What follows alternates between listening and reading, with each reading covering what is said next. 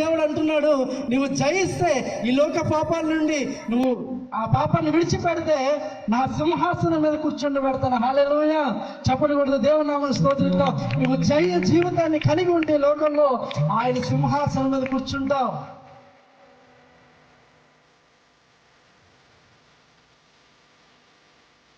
ఈ ఊర్లో నీకు పేరు లేకపోవచ్చు, నీకు ఒక ధనం లేకపోవచ్చు, ఏమీ లేకపోవచ్చు, పరిశుద్ధంగా జీవిస్తే దేవుడు సింహాసనం ఇస్తాడు. హల్లెలూయా. ఇంకేం చేయాలండి దేవుడు అలాగే? ఇంకేం చేయాలి? ఒకసారి మా అమ్మగారు నేను ఒక ఇంటికి ఒకటి చెప్పి నేను ముగిస్తా. మా అమ్మగారు నేను ఒక ఇంటికి ప్రార్థన చేయడానికి లేదు, ఆ రూట్నే వెళ్తున్నాం. వెళ్తూ ఉంటే ఒక ఆంటీ గారు ఉన్నారు, వచ్చారు, ప్రార్థన చేయించుకుంటుంటారు. వాళ్ళ అమ్మాయికి పెళ్లి కావాలి ఉంటుందా, పెళ్లి కావాలి, పెళ్లి జరగాలి. బీటెక్ చదివింది, అంటే కొంచెం ఏజ్ అయిందిలేండి. బీటెక్ చదివింది, పూర్తయింది, సంబంధాలు రావట్లేదు. ఏం చేయాలి? ప్రార్థన చేయాలి. ఏమండి, ప్రార్థన చేసినప్పుడు దేవుడు ఇస్తాడు, ప్రతిదీ అనుగ్రహిస్తాడు. కొంచెం లేట్ అయినప్పటికీ శ్రేష్టమైందే. అడుగు వాటి కంటే, ఊహించే వాటి కంటే అత్యధికంగా మేలు చేస్తాడు. హల్లెలూయా. అమ్మాయికి సంబంధం రావట్లేదు, ఆ సిస్టర్కి బాధపడిపోతాడు.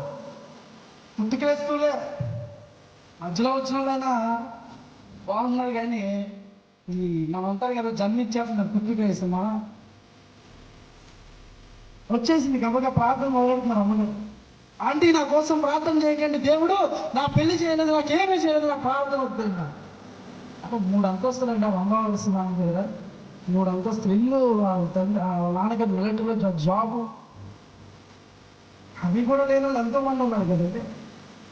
ఏంటంటే దేవుడు ఆమె పెళ్లి చేయలేదంట, ప్రార్థన వస్తాడు. అంటే ఎలాంటి స్థితిలో ఉన్నారు అంటే, ఈ లోకంలో నీకు జరిగితే నా దేవుడు అన్నిటికంటే శ్రేష్టమైన నేను ఇచ్చి అన్నాడుగా, సింహాసనం మీద కూర్చోబెడతా అన్నాడుగా.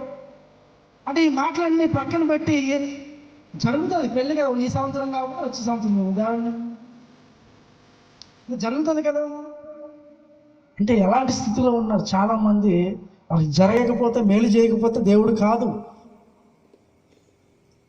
తిరస్కరిస్తే ఏమి ఉండదండి, దేవుని మాటకి వ్యతిరేకిస్తే ఏమి జరగదు.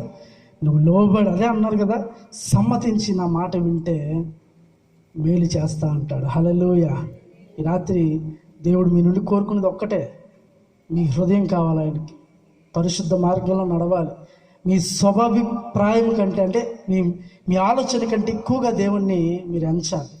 అలా ఎప్పుడైతే ఎంచుతారో అంతగా మీరు దీవించబడతారు. హల్లెలూయా.